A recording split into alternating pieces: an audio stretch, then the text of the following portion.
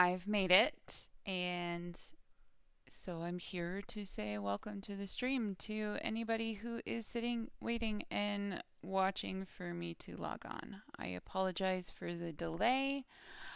I did have some technical problems.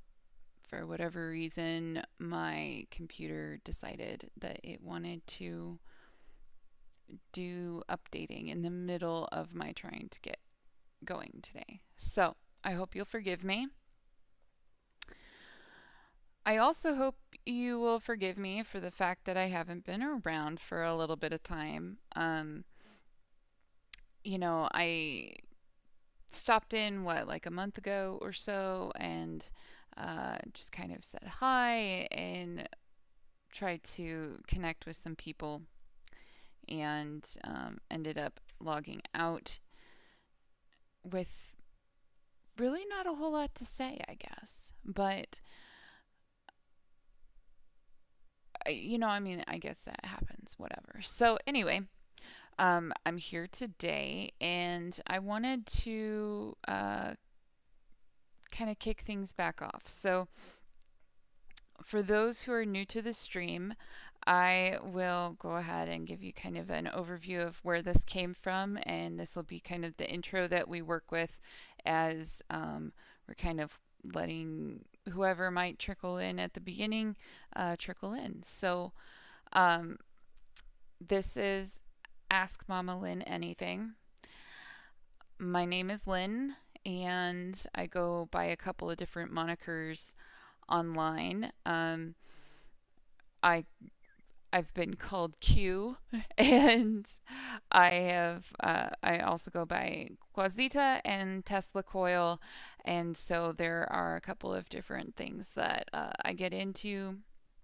But the root and the foundation of the Mama Lynn deal is ultimately stems all the way back into my college years. So this is kind of a 16, 17 year long endeavor. So where this really started was me sitting in the dorm. Hi, Marco. um, anyway, so it started with me sitting in the dorm that I lived in during college, and there was kind of an open invite that I had. So I would always have a jigsaw puzzle in the lobby of my floor, and then and I'd sit out there, listen to music, and anybody and everybody who wanted to come and have a chat, talk, uh, spitball about life, could come and sit with me, and we'd talk. And after a period of time, I gained the nickname of Mama Lynn just because people had that sense of non judgment and, I don't know, the caringness that comes with a mom figure, I guess. So, um, I don't know, it just became like a really soft and nice thing that people could partake in. And especially at that time in life when you're in college and you're kind of dealing with all of your bullshit, it's like sometimes you need a little bit of support, helping hands, whatever. So, anyway, so I did that for a long time. It morphed into a couple of different peer counseling things. And recently we decided to go ahead and launch live. So, yeah. And Marco, you are more than welcome to share if you feel so inclined. Um, One of the best ways for this to be an interesting experience is absolutely for people to participate and to start the conversation with me, because otherwise it's really just me talking and occasionally doing like a random nerdy game. So, yeah, I'm going to bring up the classic thing that we use all the time.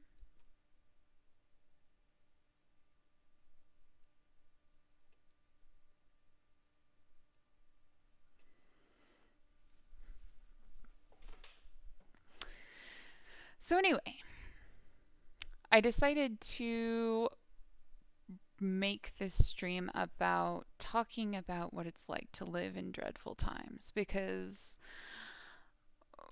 yes, we have gotten past 2020, which, everybody kind of like labeled this as like this big nugget of frustration and, confusion and worry. But the reality of it is that what we're dealing with did not stop at the end of 2020, and it did not stop at the end of the last presidency. We still have to deal with the lingering after effects. And we're all familiar with that particular kind of experience because that same thing happens from all sorts of stuff that happens in our lives. Like, one of the classic things is childhood trauma, right? Like, so many of us will deal with that. Um, and sometimes it doesn't come out until we're adults and we're not understanding why we can't get along with our boss or whatever. And then we have to figure all that out. Um, we also see certain levels of this kind of lingering impact um, when it comes to like our employment. And that's something that I see a lot. And I think that 2020 did not help that feeling. But, you know, it's, I don't know. The idea that I'm kind of going with though is that we deal with the echoes, right? So one of the things that is kind of like my pet peeve in the modern social construct is that we all can resonate with that message, right? We can all look at the memes and the quotes and the inspirational speakers and the occasional person who's willing to be vulnerable enough to say and speak to their own story. We relate to those things. But when we start talking about why we relate to those things, I don't think we're encouraged to be honest. I think a lot of times we will equate that relation to wanting to see ourselves as empathetic, like how rampant is this idea that we're all empathetic human beings and we can feel what other people feel, and that's why we experience the emotions that we feel. But the reality of it is it's like this is just part of the human condition. Fearing failure, worrying about the future, not understanding the unknown, all of these things are just part of what it means to exist as a cognizant being and to have the ability to self-reflect. We're really hard on ourselves, and part of the reason we are hard on ourselves is because we've contributed and constructed this social foundation that tells us that we are individuals and every individual is meant to be strong and every individual is meant to handle their own problem for themselves. And if we need help solving our problems or figuring out why our brains work the way they do or any of those things, it's failure. It's weakness. I contend that having that self-recognition to be able to say, I can't do this by myself. I know that I need help. I need somebody to at least help me with the weeds. I don't know if you can hear that, but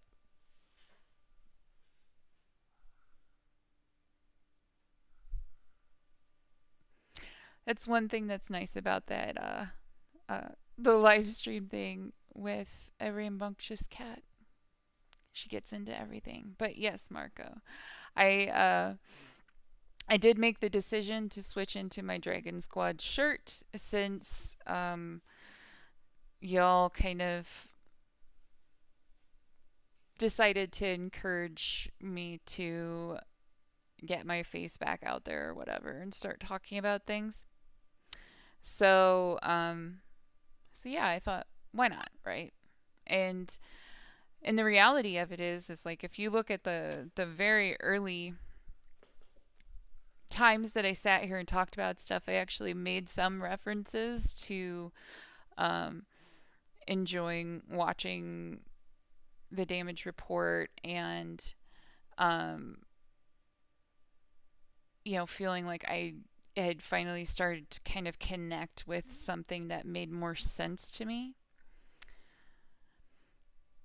And I guess in a way that ties into like the theme of the dreadful existence, right? Because one of the reasons why I'm kind of really hyped to be part of the community is that you know where I live is traditionally fairly conservative. I don't um you can't like expect to meet a bunch of left-leaning people, liberal people. You can't even really expect to meet a ton of Democrats here, right? So, um, I remember back in 2016, it was the first inkling of like political activism that I even got into because I was huge into Bernie Sanders. And so that was the first time I ever donated to a campaign. It was the first time I ever bought a shirt from any kind of political activism thing. Um, and then I ended up working with the campaign. And so it just, and then I met Bernie Sanders. I don't know if you were there for that the other day when I was talking about that, Marco. Oh, yeah, because I think you mentioned the turtles. But anyway, um, that was where I first started to really get into it. But I still felt very isolated. It was almost like you wore your shirt to try and like I don't know if you'll know this reference, but like back in the day when people were trying to figure out who was Christian, like the rumor or the historical reference there is that you have the Jesus fish, right? And it was used as like a symbol in which you could identify other people who were Christian, where you would draw one half of the Jesus fish, and the person um, that uh, that you were meeting up with, if they completed the Jesus fish, you or the ichthyes, right? If they completed it, that was how you knew that they were identifying themselves as being part of your faction, right? So it's kind of like these shirts end up being the same way. They're like without having to shout and be militant about it or anything like that, they give us the opportunity of passively identifying people who are in alignment with us. And, I am 100% on board with you when it comes to Kara. She's a really nice person. Um, you know, like my family knows her in passing. That's one of the things that's really interesting about living here is that Omaha's not a small town, right? It's the like one of the things that's kind of interesting about it is like it's got the square footage about the same size as a city like the major metro area of Chicago, but it doesn't go up as high, right? So we don't have all of the skyscrapers and stuff, so the population isn't as dense. And so we were like at 1 million people or something like that.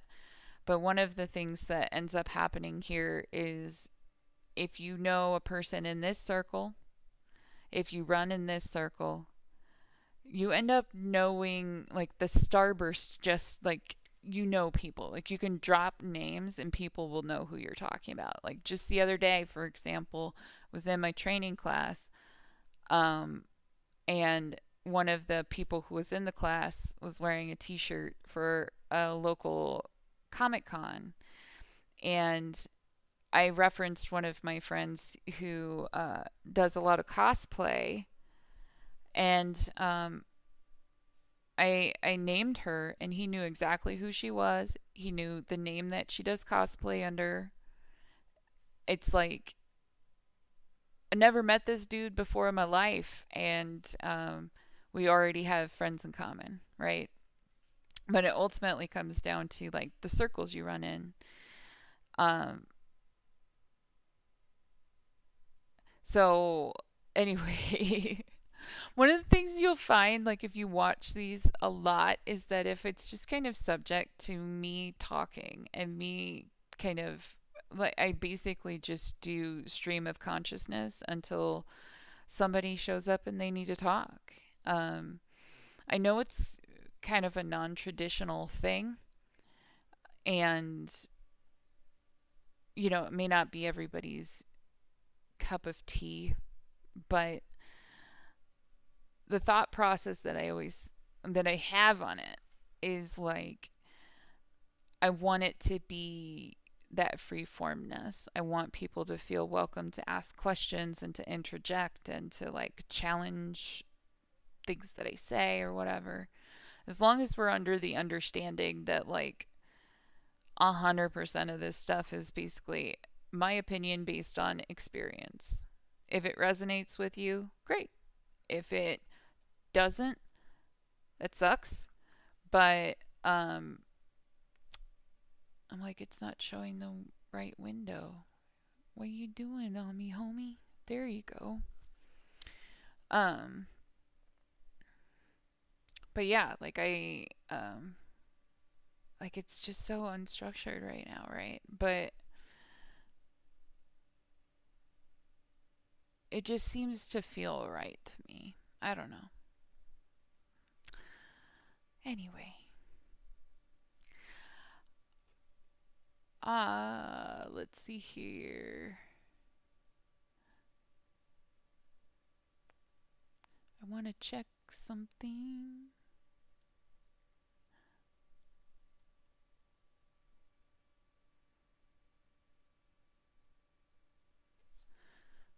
I'm just not trying to display all of my awkward running. Well, yeah, like so like the idea of a subreddit, I definitely think that that's where um t- my my next touch point is going to be. Um Mostly like right now what I'm following is a lot of like I really didn't get into Reddit a whole lot. It's really funny. I don't know if I told you about this story, but um there's certain things that are associated with apparently they're associated with being like a liberal leaning female, right? So back when I was still trying to like date, when I was still single and everything, I would get these comments from people about how like once we started talking and they realized like kind of where I fell on that political spectrum, I would get comments about how I was probably obsessed with Reddit, or that I watched TYT, or um, that I probably didn't shave my armpits and I was a militant feminist or anything like that.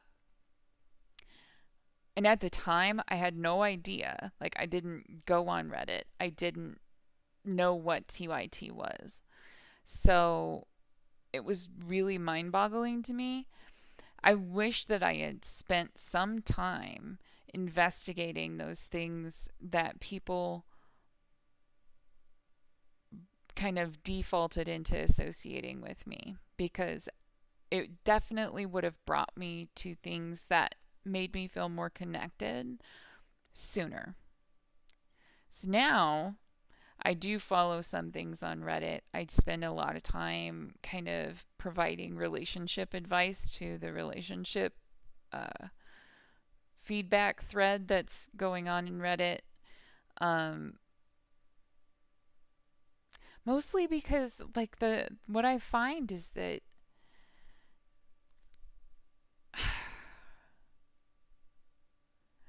I write essays, right? Like I don't just give you like a one-liner. I write long responses. I give justifications. I try to explain myself pretty well. And I do that because I think it's important to give some substance. Like I don't think it does anybody good to just say you should dump him and just leave it at that. But what I find is that I spend a lot of time saying similar things. And it comes down again to what I was talking about earlier with this kind of mutual experience. Like we're brought up in this concept that our experience is unique and individual, and it is to an extent. But some of the stuff that we experience is kind of like a different flavor of the same product.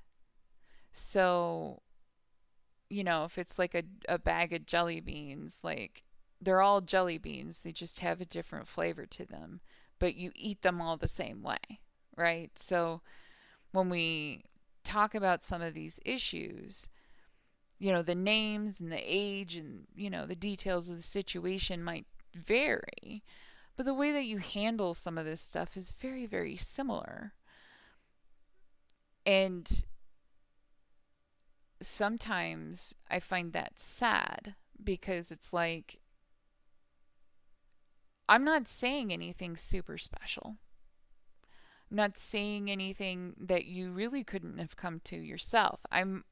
I consider the stuff that I do or the kinds of talks that I have with people to be ultimately reminding you of the things you already know.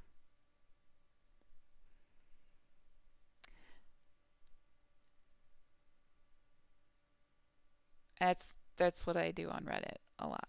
Is just remind people of what they already know.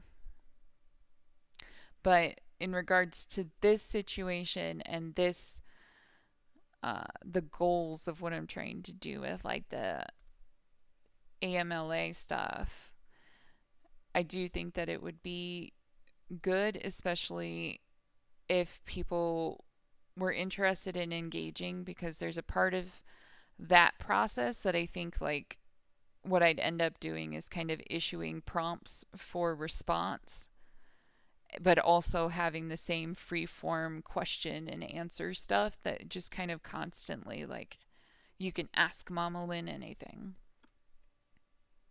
I'm still trying to decide if I like that name 100%, but for now I'm keeping it. But yeah, anyway. Let's see here. What are we gonna do?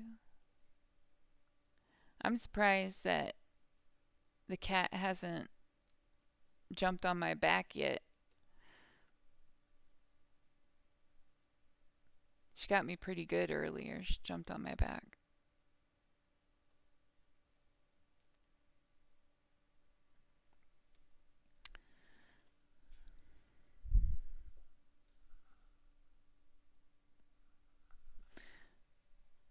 Anyway,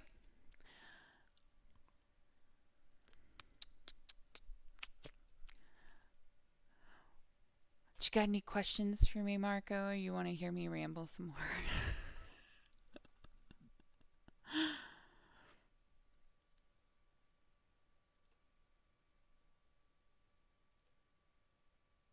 I want you to challenge me, man. Give me some. Oh! Speak of the devil.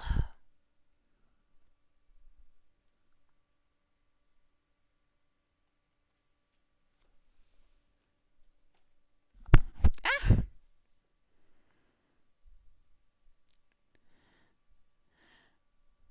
So, ultimately, like the idea, like I was saying with like where this started, was it was kind of open forum. Anybody could show up and talk about effectively anything. So as long as it's like not against the terms of service on YouTube, we can talk about it. So I'm not particularly worried about it, but I do try to thematically give myself something to think about and to expound upon, or whatever you want to say.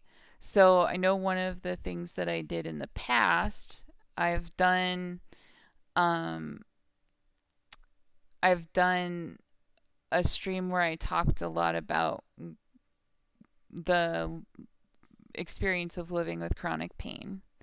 Um, and one of the reasons why I did that theme was simply because it's, again, one of those shared experiences that we are encouraged to not talk about.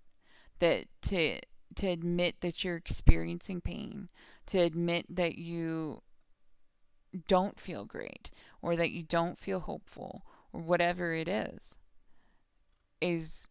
equated to weakness.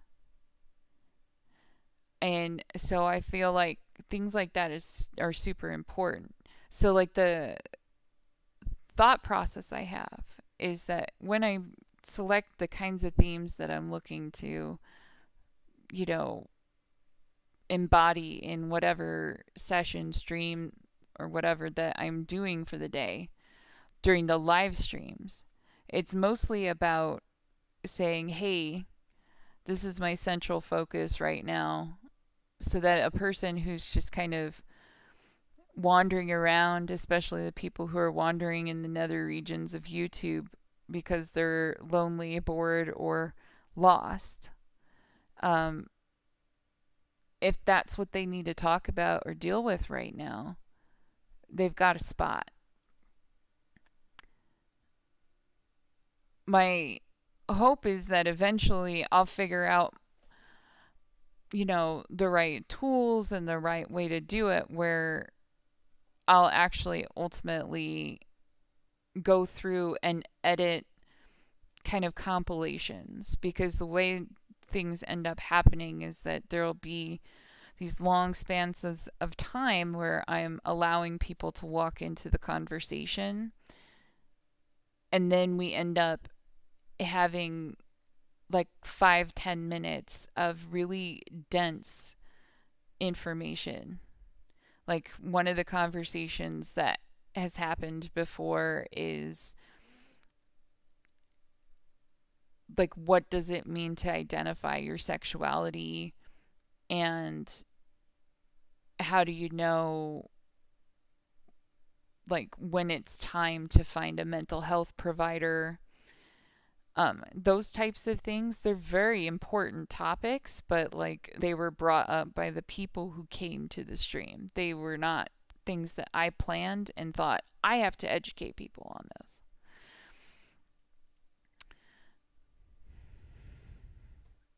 But yes, it's my sidekick.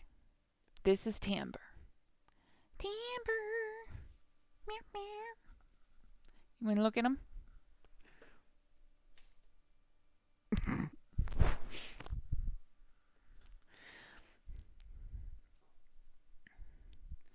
Ultimately, though, like, the problems I'm looking to solve are the problems that keep people awake at night,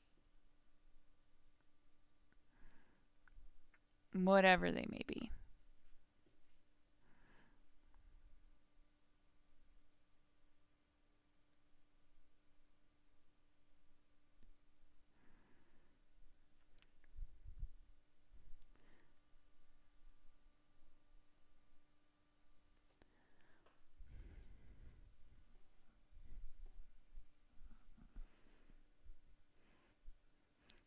I will say that I think that with, like, if I can get kind of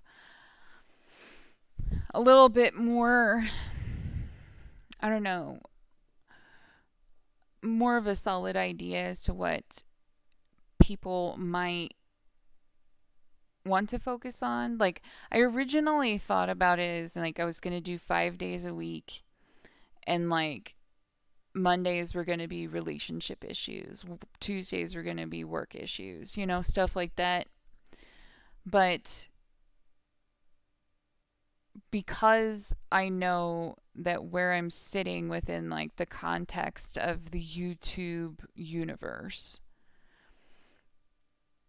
there's not a lot of buzz. Like the you find, like, if you're not directly linking to me through a shared link, you found me likely out of desperation, except for one person found me because they were literally looking for streams that were on with low viewership.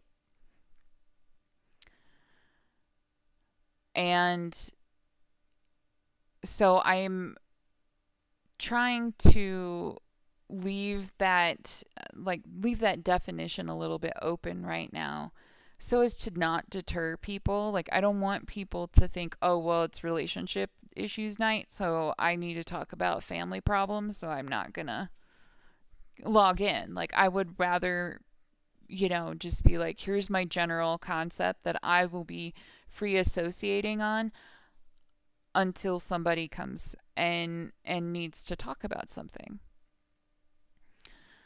And I agree with you that I think that there is actually a need for this. Like, one of the reasons why I got involved in it in the first place.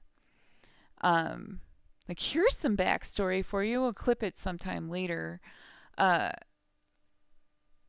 but I mean, like I said, I started doing the Mama Lynn thing back in college, but I did fall off a little, as to how intense I was with, like, other support, like giving help for other people for a few years. And one of, like, it was because I basically got steamrolled by my own stuff.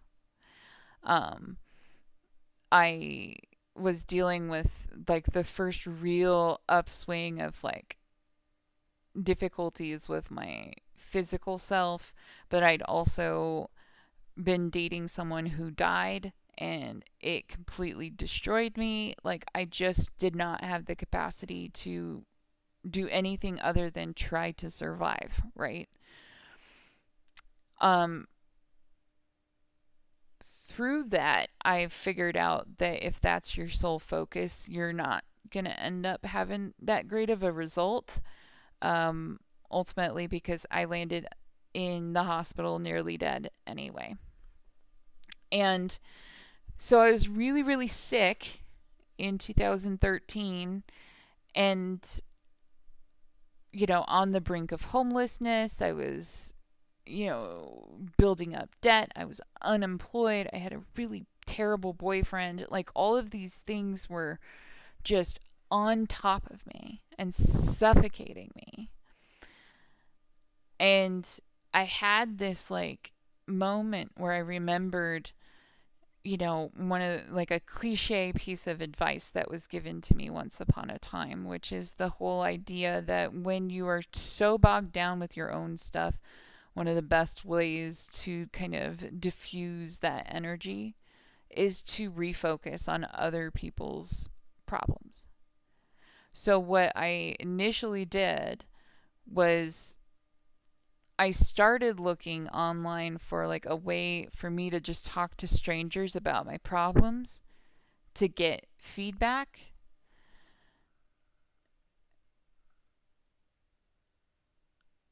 She's finally playing with a toy I got her, like, 4 months ago. And I'm super excited. Anyway, sorry. Anyway, when I got involved, like, I was seeking that resource, right? What I found was there was nothing but shitty resources out there.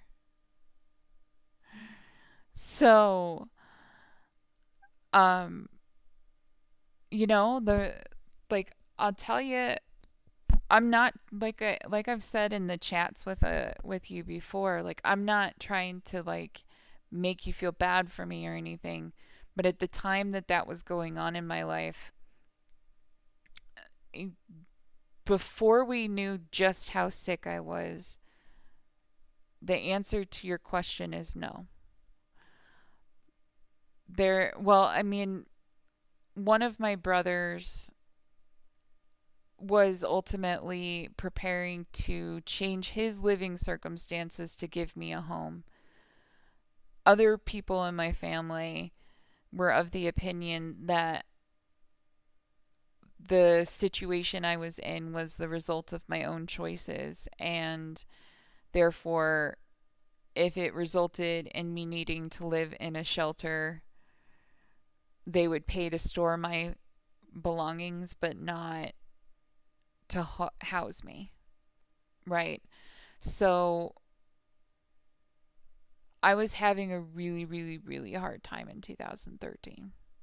So you'll hear that thematically in a lot of things that I talk about because I consider that the year that changed my life.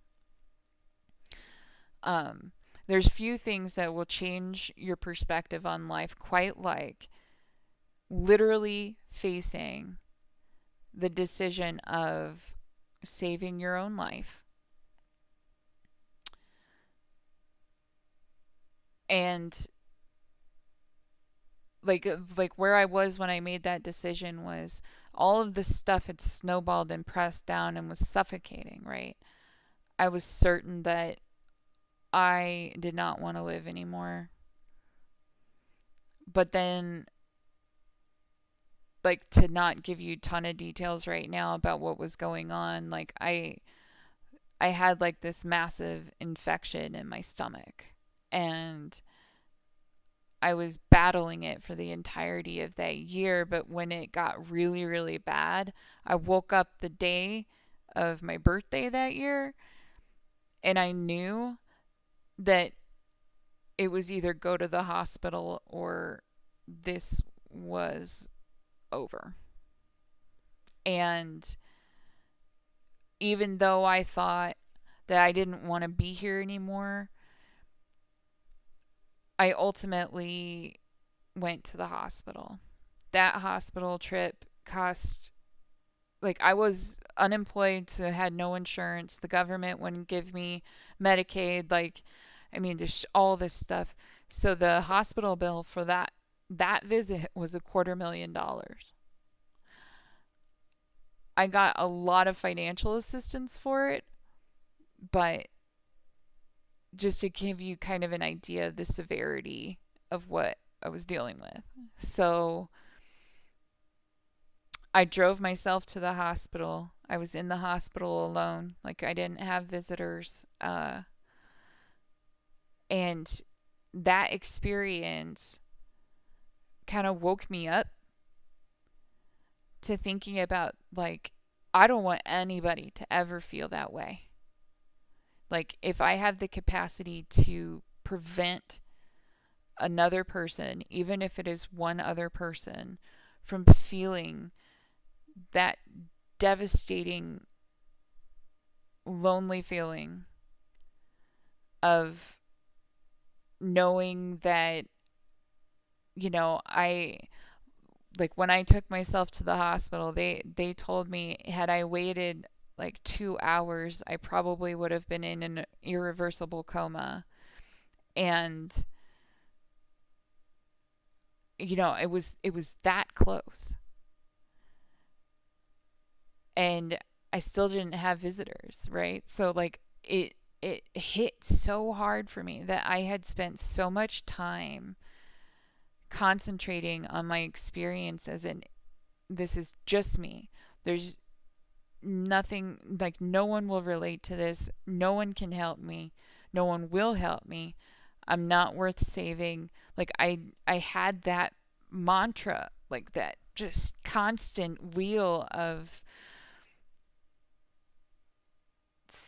I don't know how, like, what word to really put on it. Um but it was constantly perpetuated by the environment around me and the people that I was allowing to stay in my life when they shouldn't have, and just all of this stuff. So, as I came out of that and came out of the surgeries I had to have and all of these things, I just started thinking, like, I have the capacity to change that outcome for somebody else. Like, I wanted to make sure that the experience that I had and all of these things that I have had to like survive had a value to them.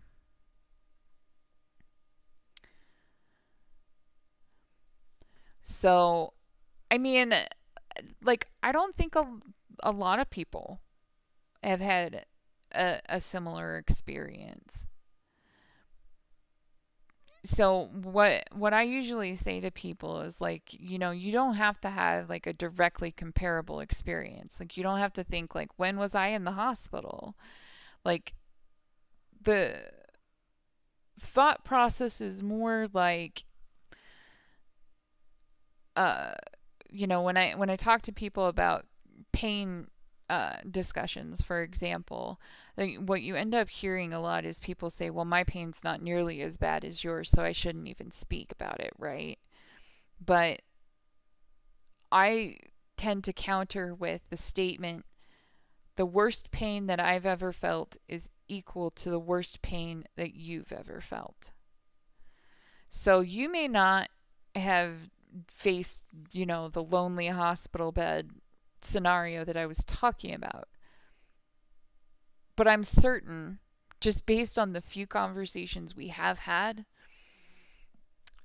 that you've experienced loneliness, that you've experienced what it's like to think, I don't know who I could call right now who would actually answer the phone. Now, those dialogues typically happen in our brains when we're already in, a darker place, or however you want to put it.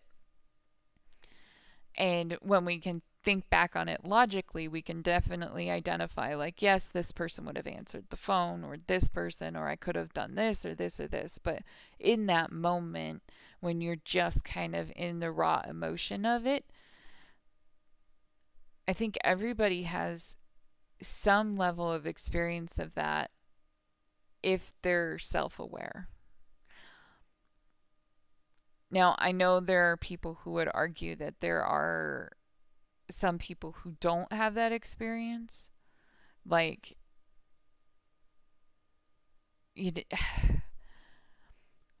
simply, like, I argue that a person who proclaims that they've never felt loneliness, or that they've never experienced, a negative feeling, because there's people who claim that as well.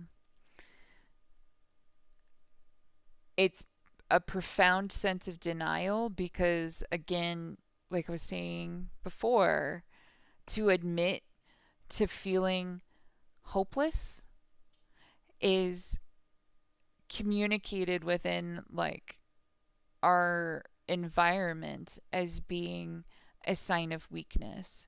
So if you have been brought up to heavily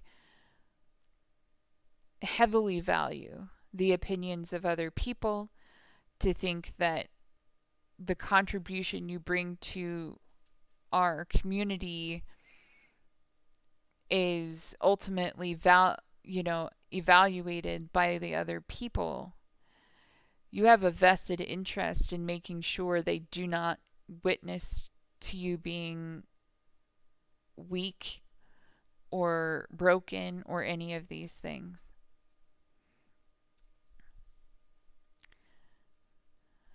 Now, I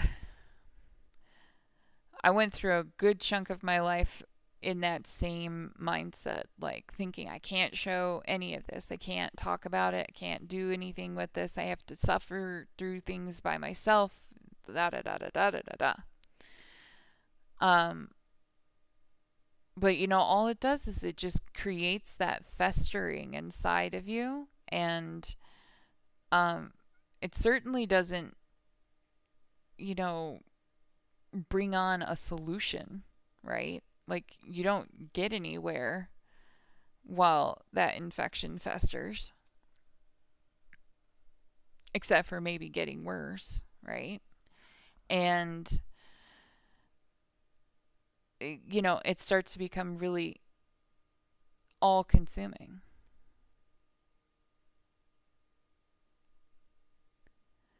Okay.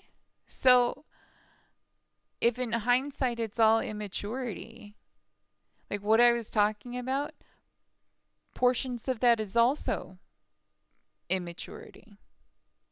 But when I tell you the story, you don't think, "Wow, she was stupid." You don't think, "Wow, she was young and immature and naive." You just experience maybe a little like, "Wow," or a little bit of empathy or whatever. And so I think like it's probably gonna end up being similar for you. Like when we make bad decisions, there's usually a reason for those bad decisions.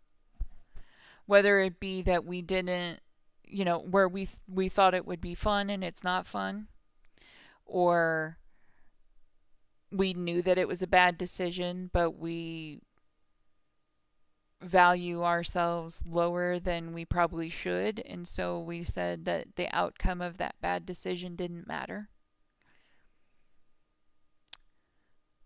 Or we genuinely thought it was a good decision and learned later that maybe it wasn't.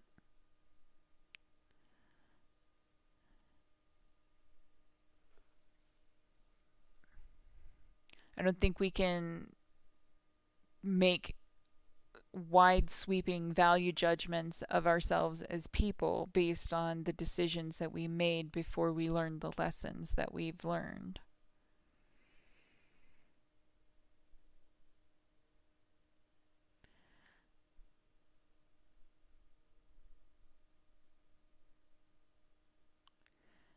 Well, maybe they haunt you because you really didn't learn the lessons.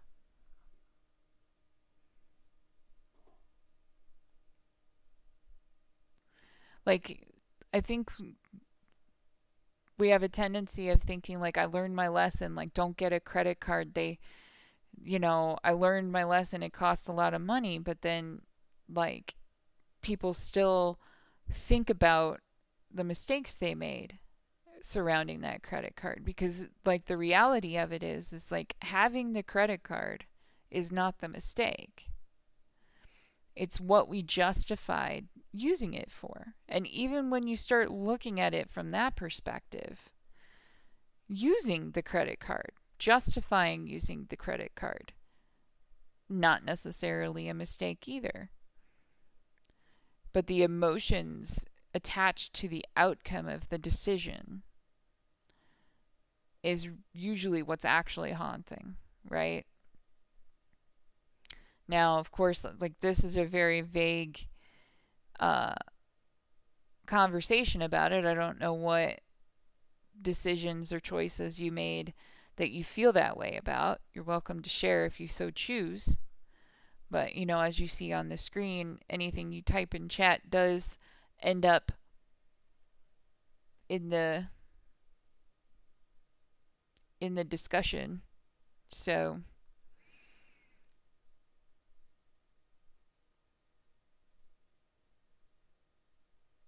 well, sure. But like does that not follow like the entire like kind of the thematic conversation that I've been kind of following tonight, which is the idea that we're kind of brought up. Like I realize this may not be 100% worldwide universal, but it is something that I think uh is pretty common.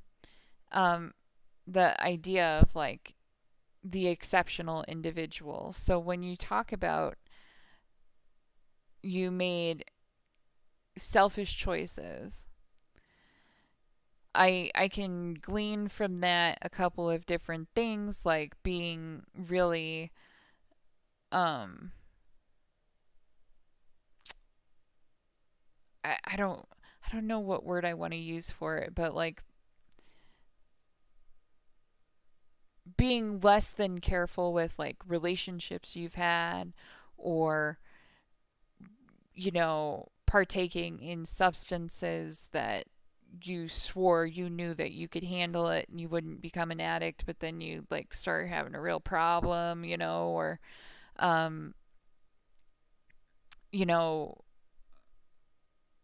thinking that it doesn't matter if you walk out of a job back to back to back.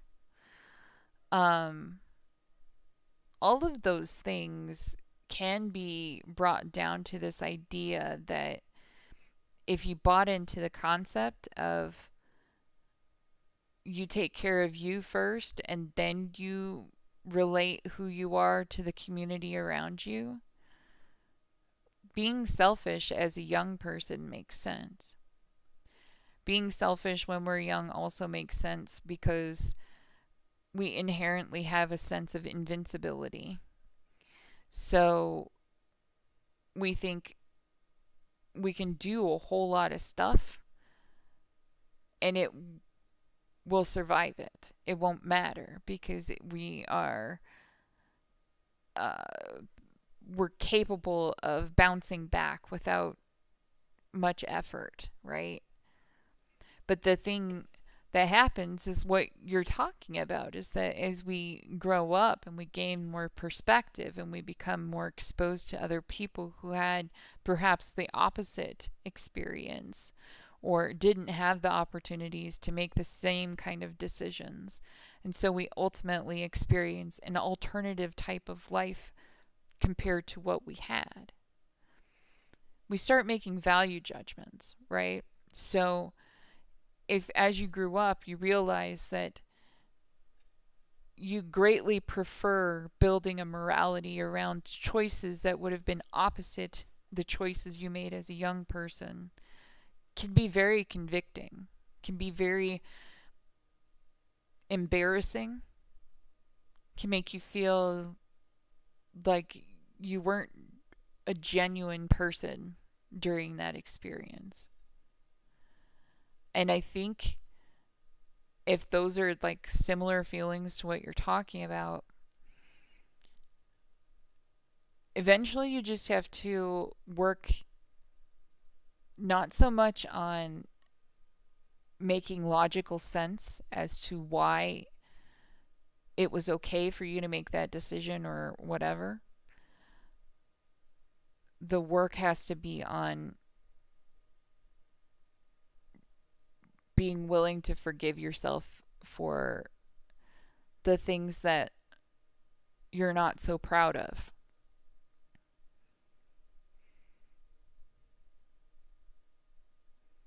Some of that, uh, like holding it over your own head is, a choice. And so I guess I would hope that you would try to work on a different choice.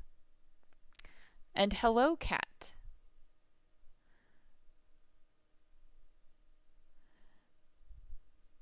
Hey, man, if it was rooted in insecurity, like that makes total sense too because security and self-assuredness comes with age. So again, it's like why would you I mean, I understand that you're kind of dealing with a thing that, you still have to work out. But so, like, the questions I'm asking are not meant to be insulting. They're not meant to be judgmental. They're more like, let's inspire some thought here, right? And I'm not saying you haven't even thought of these things. It's just more, here's the thing. Like, if you can look back at it and say, these choices were the result of insecurities. I recognize them as being selfish choices that I did as an effort to reassure myself or to establish myself as having strength in the situation. Then you can say, I accept that that's the reality. I also accept that's no longer the reality. There's no purpose in compelling yourself to feel bad about it. So we have to take that accountability into play and say, and when our brain starts going down that pathway of familiarity, that pathway that we're used to walking, that says, you're a piece of shit, right? Like that pathway that just reverberates all of those negative things and the judgments we put against ourselves. We have to be willing to say, stop. We have to be willing to tell ourselves to shut up.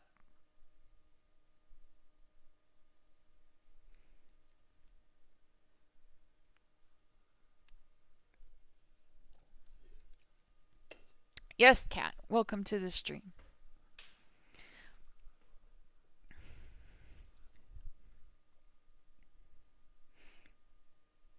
If you have anything you would like some advice or a random person's answer to a question or whatever, you are welcome to drop it in the chat. Right now, Marco and I have been just kind of talking about whatever comes out of my face, and as you can see, it does seem that even though I've been kind of rambling, he's also been inspired to participate, which has been nice, and I really appreciate it. I know it takes at least a little bit of confidence to sit in the chat and say, like, this is what's going on, or this is my question, which is, you know, the entire reason why, like, my goal has been to have multiple ways of people getting in contact, because, you know, some of the best conversations I've had so far with this channel has been directed through email with somebody who was uncomfortable being even as open as having their name in the chat window. So I'm willing to kind of be adaptable to whatever people want. But ultimately, like I was saying earlier, Marco, I'm just trying to help people weed out the answers to the things that keep them up at night. That should probably be my tagline, right? Like,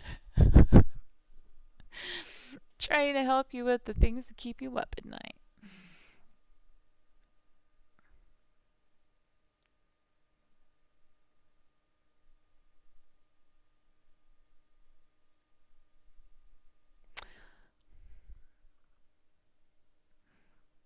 Yeah, I don't remember uh like the actual term. Always found like the Buddhist mentality and, you know, lifestyle to be really compelling. I used to get into arguments with people about it. Like, I went to school in a you know, kind of a I went to schools that were Catholic schools. I am not a religious person, but, you know, I mean, it is what it is. But they would, you know, they had things like, well, we want to be, you know, educational, so we would have like world religions.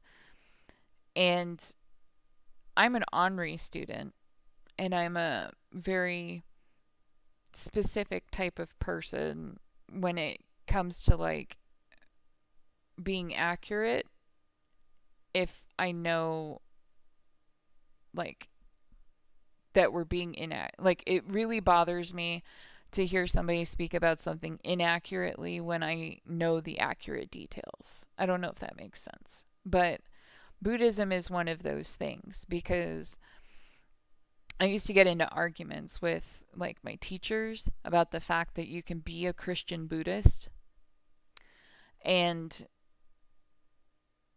it's just like, well, I understand that, you know, a lot of the focus within Buddhism is kind of the release from the physical, like to let go of the trappings of our physical entity and our possessions and things like that. Like a lot of those sentiments are in other religions, but the argument ultimately comes down to like, well, Buddhism isn't necessarily a religion because there's no deity involved. And so um unless you want to argue that the deity in Buddhism is yourself. But I don't think that anybody is really arguing that. So, but now you've got me like sitting here going, crap, what is it? That might bug me.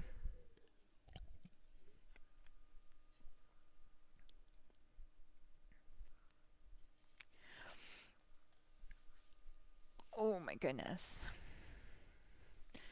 Right. I mean, it's a, like, it was the discussion being like, it's more of a framework for living your life and not necessarily a worship.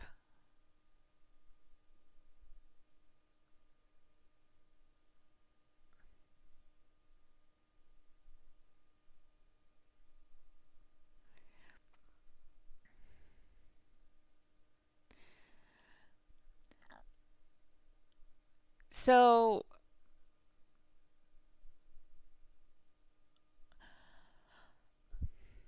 I think that's an interesting question because I I have kind of almost like a complex at this point. Um One of the things that I will say to kind of characterize the way that I have been is that I have an encyclopedia brain. So I don't have God, I'm blanking on the word, which completely defies what I'm talking about right now. Like, I keep wanting to say photogenic. I know that's not the right word. Like, I don't have the kind of memory where I can look at a book and I remember every word of it. Like, that's what I'm trying to say. Um but I have the kind of memory that it it stores a lot of details. It stores a lot of stories. I can remember a lot of things, and that can be really frustrating for other people when I'm talking to them about stuff or when I'm trying to challenge them on something that I know is incorrect. I I don't know if I feel arrogant about it. I think that you could find a lot of people who, maybe not a lot of people, but I think you could find some people who have known me who would certainly label me as such. Um, but like what my perception of it has typically been is that people don't like being challenged, especially when when it's like a teacher and they're looking for deference. I'm like, I'm not going to defer to what comes out of your mouth just because you said it. If you say something that is factually incorrect, I will correct you. I am not worried about whether or not you like me later. Yeah, photographic memory is likely what I'm stretching for. But like what ends up happening with me is that uh there are a bunch of people who know me. A significant portion of those people, they have positive feelings towards me, whether they find me fascinating or they like me or they think I'm goofy or whatever it is. Like, they like me. But there is a portion of people who really don't like me. And the people who really don't like me tend to be the people who don't like to be challenged. They tend to be the people who see like the fact that I'm correcting a piece of information that they're giving me as me being condescending. And, I mean, even to the extent that I've been accused of intentionally using big words to make other people feel stupid. So I talk about that because I think I might be a little desensitized, but then also not desensitized, because when I actually want to make a good impression, I am very aware of how much I talk, how I'm talking, whether or not a person is receptive to it. It's just constant and it's exhausting. And I 100% am on board with you in the sense that I know that that comes from an insecurity place. My situation is because I have reason to think that I should be insecure in that situation.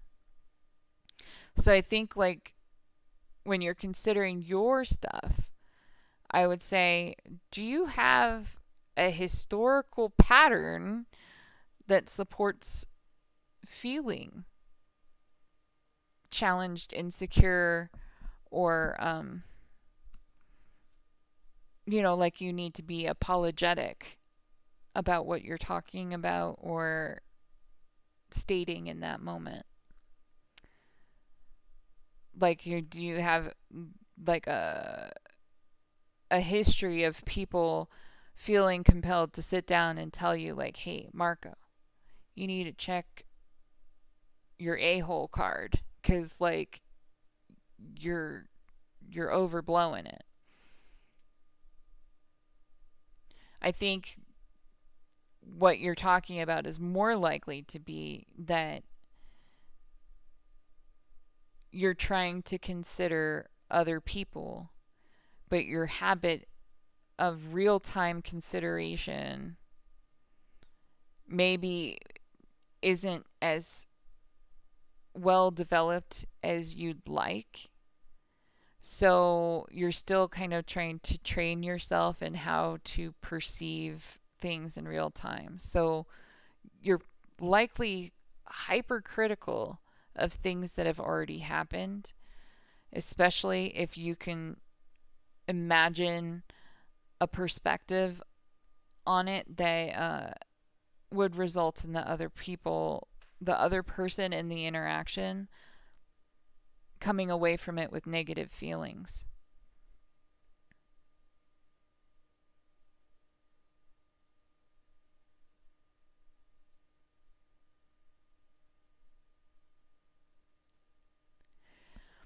I understand what you're saying there.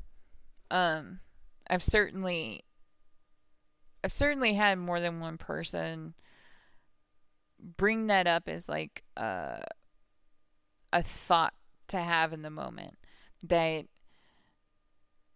challenging authority in front of a crowd certainly does more than simply correct the information that you're trying to correct in the moment, because depending on the situation and how much command the person in the authority position has, you could be jeopardizing a lot of the situation and their continuing success in that role. Now, personally, I don't care. Like, I mean, I care, but like, I feel like it does more damage and is more of a disservice to the environment in general to censor your questions and to delay the gaining of knowledge or the correction of things until the other person is more comfortable. Like there's a mix of reasons why I think it does damage, but um I like, as much as I know some people feel like that challenge is inappropriate, I think it's important for us to ask the questions at a reasonably nearby time. Like, I don't think it's respectful to like interject and like interrupt a presentation with questions, but like trying to like set up a meeting so you can review these things that you were, going over yesterday.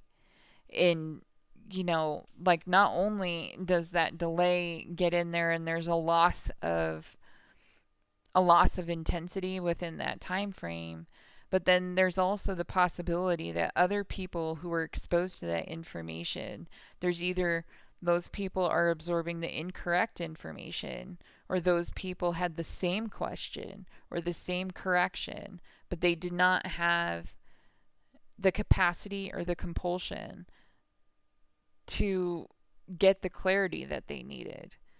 So,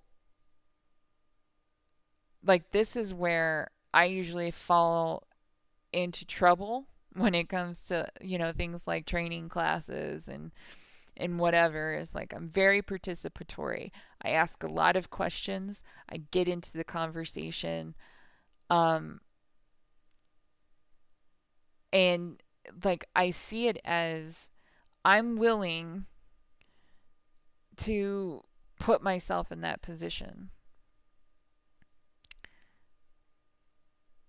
And I it's almost like a natural state for me. So like, you have two choices, Marco. You can either identify it as a natural part of who you are and then work on accepting it, or you could say, you know what? I recognize this is a part of who I am. I don't like this behavior. I'm going to practice being different from this. I just found that no matter how hard I tried to push myself against that natural compulsion to get accuracy, um, it actually makes me far more awkward. And, as much as people are uncomfortable with the challenge, sometimes they end up being more uncomfortable with how awkward you are trying to figure out how to socially interact in a way that doesn't come naturally to you. So I just kind of accepted that, like, 7% of the population is just really not going to like me. And that's the nature of the beast.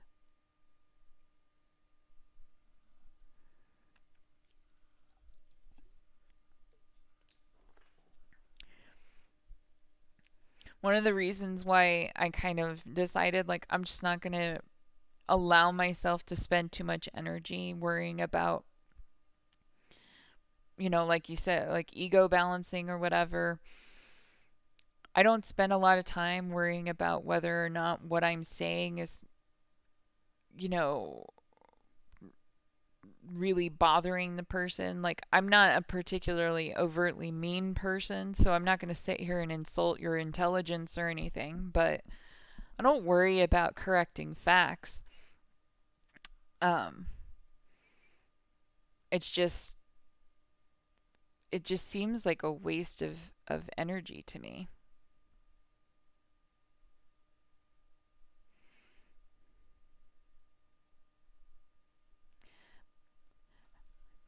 At the same time, though, like, I think what you can see, especially like here in the United States, um, like in the work culture, like the employment culture, we're in this kind of strange in between space where all of the employers are really focused on diversity and inclusion and trying to get their, bonus points for having the program for gay people or whatever.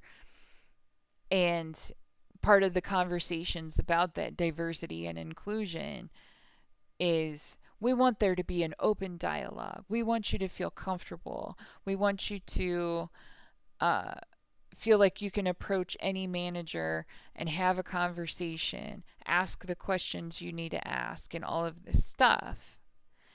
And because of the way like my brain works and the way a lot of people's brains work, we're going to take you at your face value and what you tell us until you prove us otherwise. And so one of the problems with that approach is that when it's your employer, proving the otherwise is oftentimes like a loss of a promotion or disciplinary action or these things that are severely you know they challenge our feelings of security in our employment. And so we're kind of straddling that line where we have one foot in this conversation about acceptance and openness and all of this stuff, but the other foot is still in this traditionalist sense where you're expected to defer to authority and to not question the regulations and to, you know, censor your language and to make sure that who you're asking the question of, like you ask it in the right way and you CYA and just I find that super frustrating and super, I mean, exhausting is one of my buzzwords anymore. It's exhausting to do all of this maintenance, all of this concern. And the biggest problem with it all that I have found, and I don't know how your experiences have been, but I'm making all of these concessions, right? You make all of these concessions for the people around you, for the environment you're in, for your landlord and your boss and for your friends and for your partner and for all of these things. You focus on all of that stuff, but what ends up happening? It doesn't come back.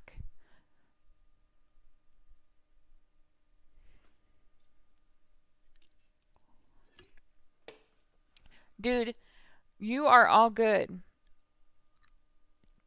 I have no idea how long I'm going to continue sitting here, but I super absolutely appreciate you participating and coming around tonight. It actually does, mean a good chunk. So I appreciate you following up on your promise. Great. So, maybe it'll be, ultimately, like I've been saying, we'll build some themes. And, if you really think that it would be a good idea for me to put together like a subreddit and stuff and try to bolster it in that way as well, I'll take your advice on it. Like, I don't have a problem with that at all. So, um, at the end of the day, I just want it to be worth the time you spent with me. So if you feel like it was a good conversation and maybe got some food for thought, that makes me happy. But I hope you can get some good sleep, and I'll certainly be in the chat tomorrow as well. So, y'all keep me sane. I'm almost through the training class.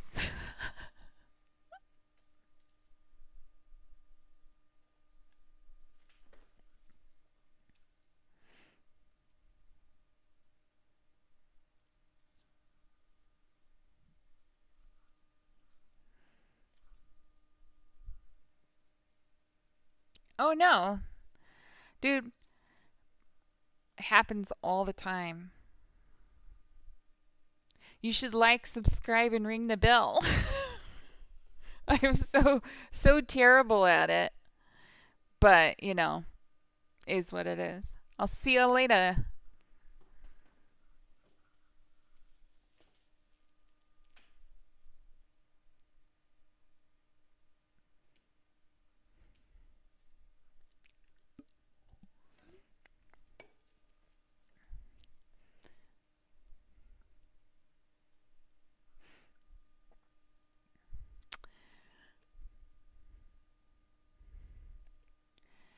So now it's just you and me, cat, perhaps.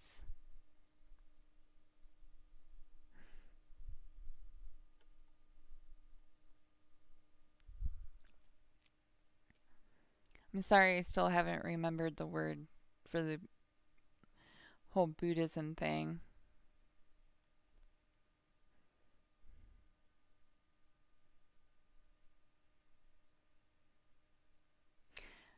It's so funny cuz like I read that as Sherpa and I was like, but that's my socks. it's like it's like Lynn, whatever. Whatever, Lynn. Get your shit together.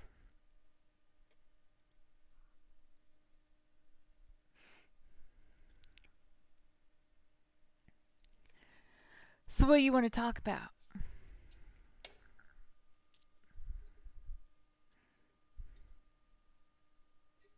Got anything weighing heavy?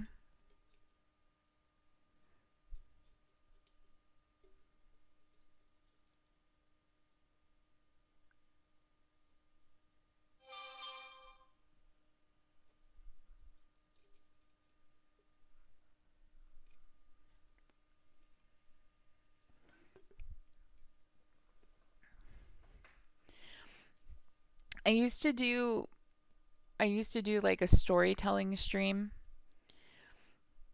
where like my handle for it was literally Lynn the storyteller, and it was it was a challenge thing where I said, because of the way my brain works, I can find a story or anecdote for just about any topic. And so the challenge was to try and stump me. So I'm like, you're welcome to try and do that, but I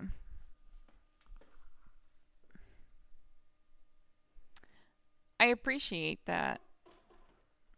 I mean, I don't know. I didn't really check in on like the Discord chat or anything. Like I knew that, Marco was going to share that we were doing this, but I didn't look to see what the conversation was around that. Um so it's just kind of pretty random right now, I guess.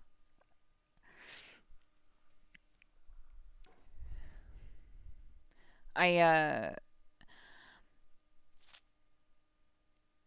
I'm trying to think of now I'm like blanking. So like the whole idea behind it is ultimately, I'm going to free associate about all sorts of things unless somebody brings something to the table. Um Back when I was doing this in college, the free association was really like I just blasted music. And while I would love to do that and just kind of like share some music or whatever, um, I'm not looking to get myself screwed over. So it's just me. I went out of focus for some reason. That was fun. Um, yeah, so it just kind of sometimes it's just this rambling into the void and talking about whatever comes to mind, and sometimes it's interesting and sometimes it's like, why are you even talking about it? But I do 100% appreciate the support, and I hope that I can um continue working on it, because like I know you came in a little bit late, but we were talking about like the implications of the the type of stream that I'm trying to do and how it will work and everything. But as for uh when like how long it's been, I think the first live session that I did was back in like October or November, and like I had a really really robust vision as to what I wanted it to look like. And so initially I kind of kept to a schedule.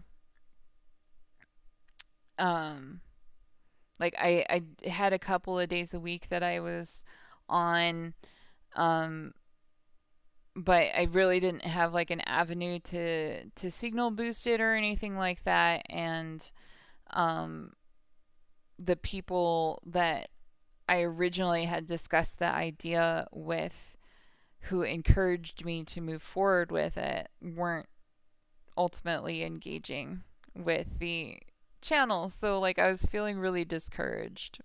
And so I did several sessions or streams, or I mean I've been calling them sessions just because it makes sense to me.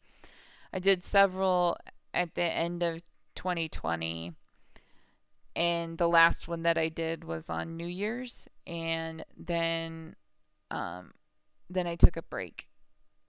Well, and it's like not a particularly dense population of people who've been, following it or anything.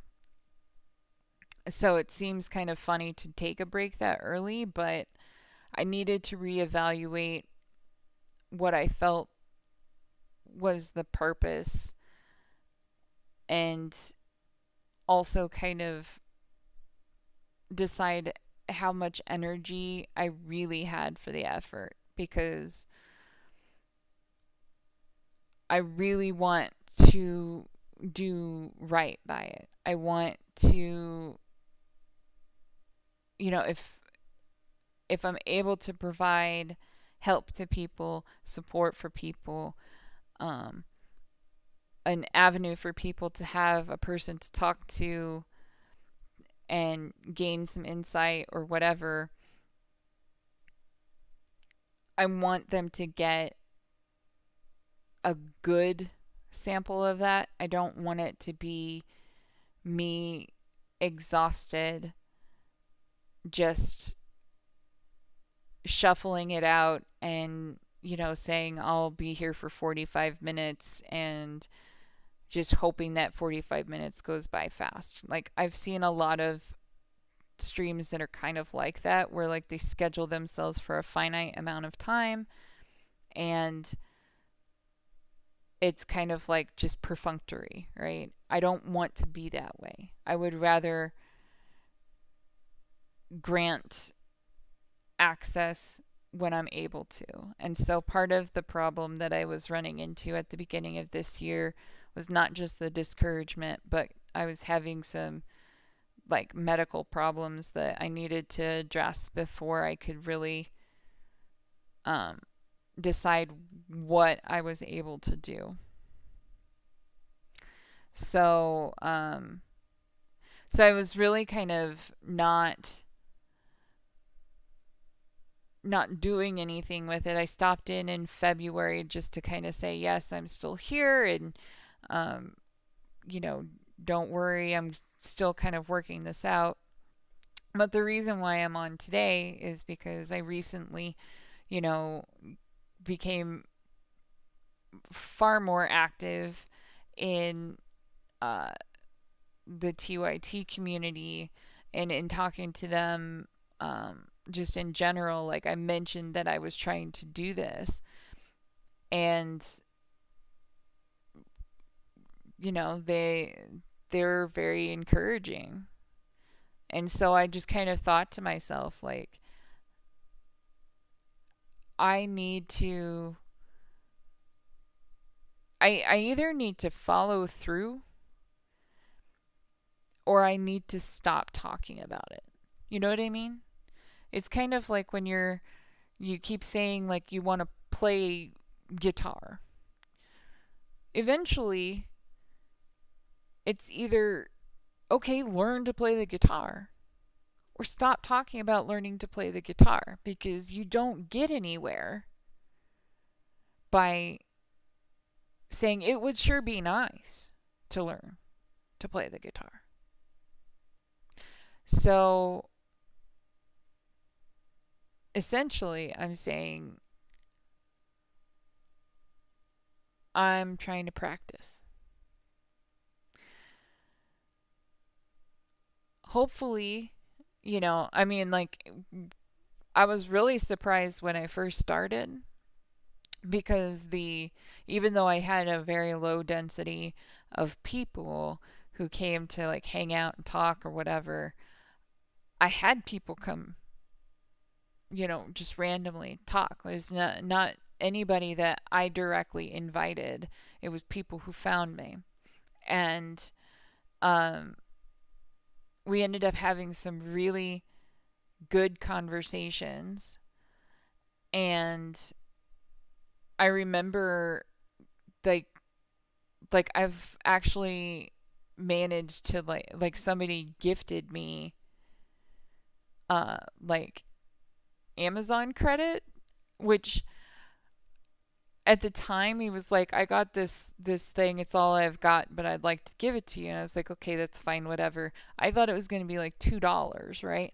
But it was enough for me to like actually give myself something with it. And so I remember thinking like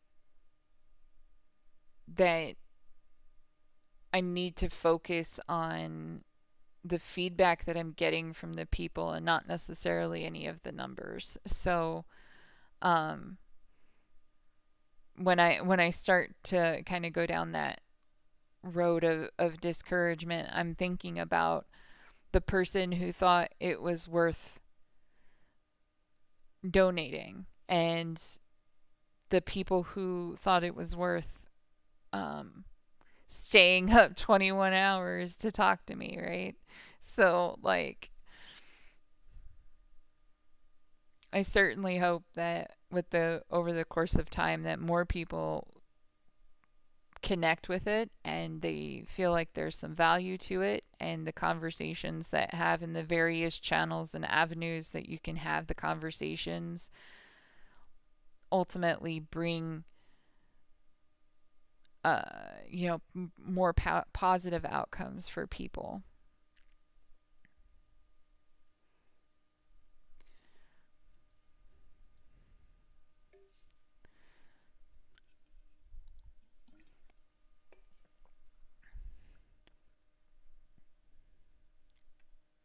One of the things we were talking about earlier today was the difficulty of doing something like this when so many people are going onto places like YouTube for entertainment.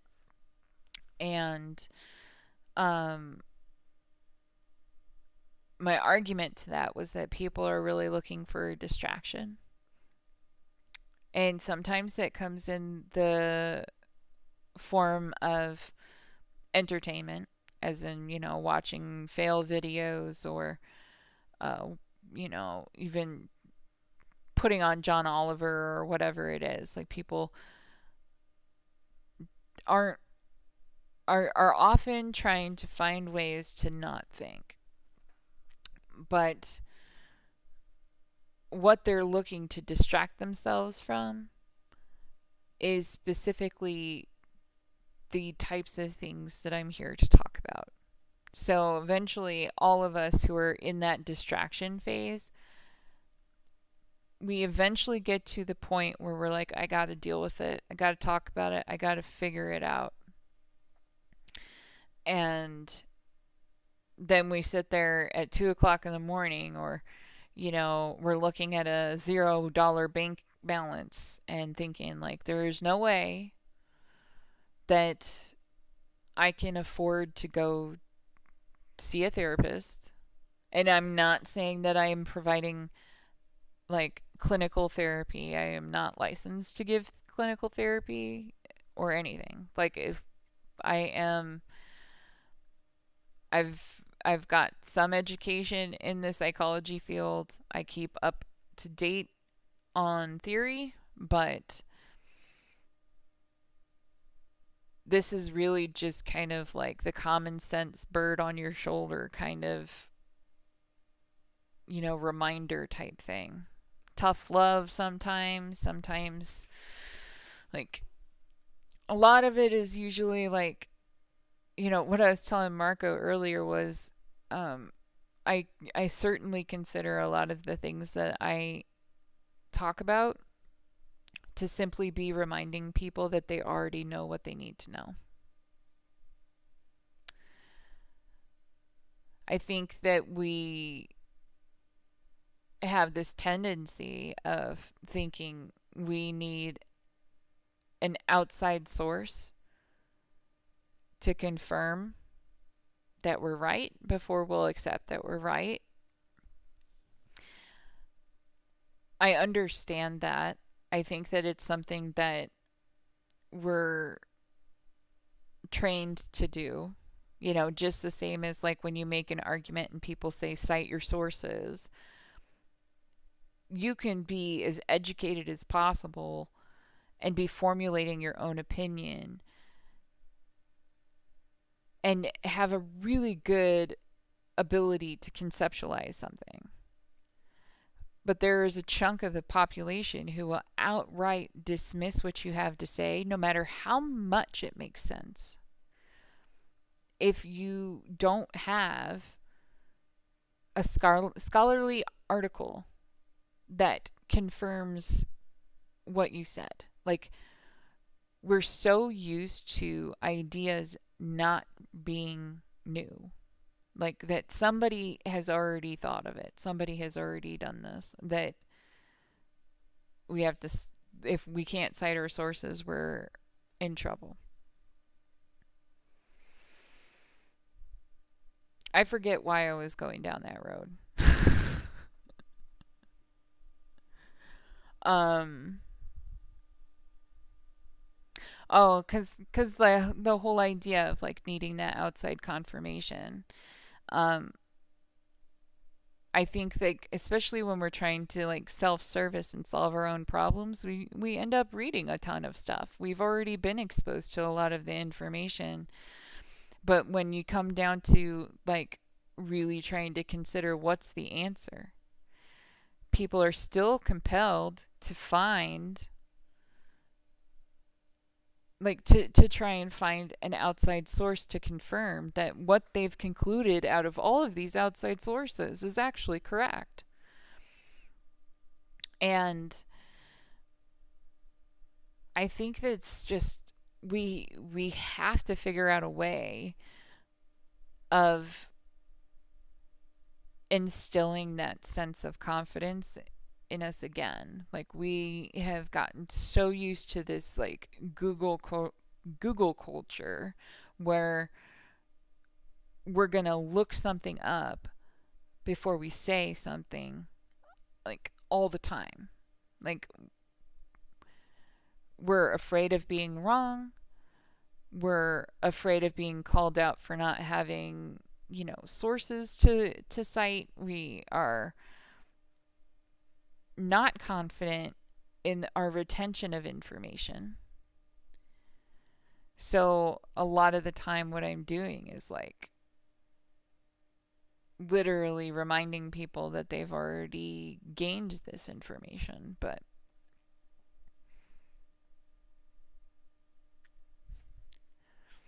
funny enough, I have to remind myself that too, you know?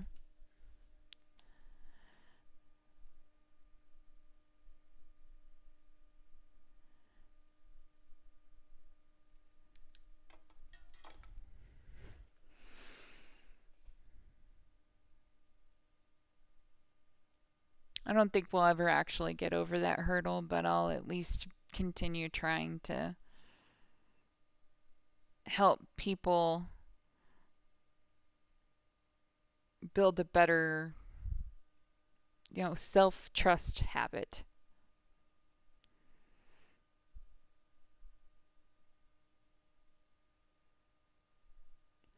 You know, I will admit I've been on the stream for almost 2 hours. So, um I usually just kind of hang and talk until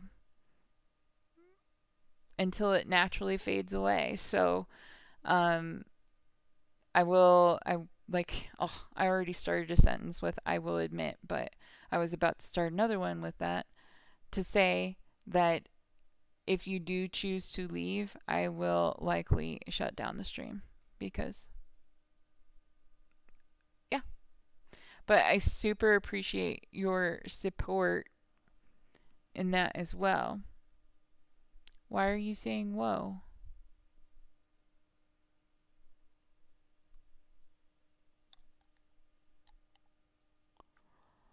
I don't understand.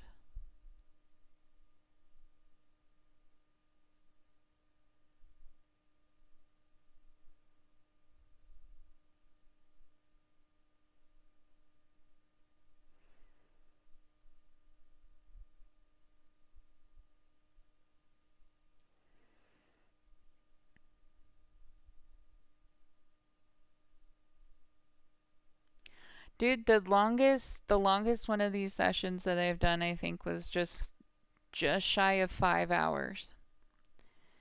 So, I realize that I can't do that 100% of the time, but the reason I was on for that long when I was on for the 5 hours was because I was literally in the middle of helping someone go from believing that uh, mental health uh, providers and mental health care was pointless to them coming to a place where they felt like that was okay. And my perspective on it was simply what has more value right now? My helping this person develop that sense of this is okay and this could very well bring substantial change in a positive way to my life, or me being able to play like a game on my phone. They're not really comparable to me. So, I'm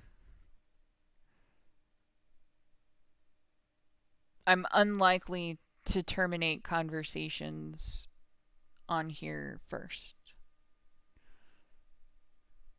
So, anyway, I hope nobody finds this later and sees that as an open invitation to see if you can keep me on for like an entire day. But considering the fact that I do Extra Life, which is a 24-hour gaming marathon where I typically stream it on Twitch the entire day, it wouldn't be the first time I did 24 hours. Anyway, again, like I said, thank you so much for your support. I super, super appreciate it. I'm super awkward in the whole subscribe, and ring the bell and all those things, but absolutely, if you found value in it, please share and encourage people to support it and join the Discord and all that stuff. I appreciate it, and I hope you will join us again soon. Okay? Until then, we'll just say goodbye. So, everyone else, you do the same. If you've watched this entire time, thank you very much for being here. Until next time, I hope you take care of yourselves, be well, do something nice for everybody that you can, and until then, we'll say peace. So, peace.